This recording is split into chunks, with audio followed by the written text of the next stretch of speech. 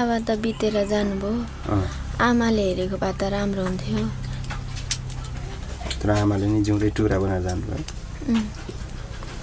दुःख त लाग्छ होला नि लास्टै? लाग्छ।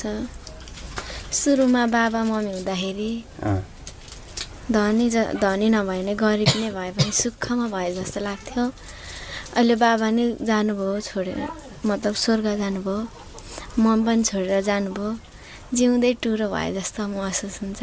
कहिलेकाहीँ त भाइ बहिनीको अनुहार हेरेर पनि बस्न मन लाग्छ।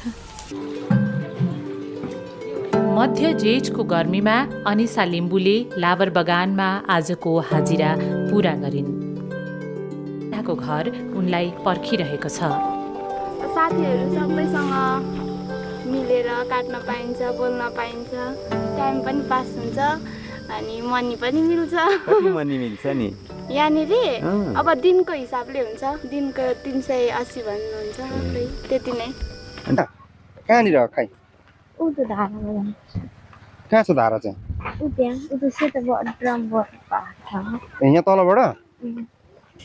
त्यही मलाई छ नि यसले उसको दाजुहरूले करायो भने नि केही नभने, मम्मी पनि छैन बाबा पनि छैन भन्छु नि त म। अनि मलाई हेपेर यसले त जितिहाल्छ। सिकाउनुपर्छ भाइ बहिनीलाई। अनि उता माथि घरमा चाहिँ पानीको धारा छैन नि?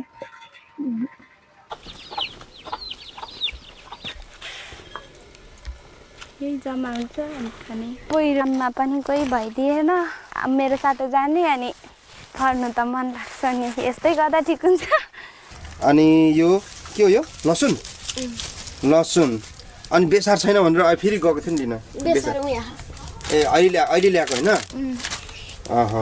लु बसाउनु खाना बसाउने हो। हामी खानु कि नखानु तपाईँले बनाएको खाना?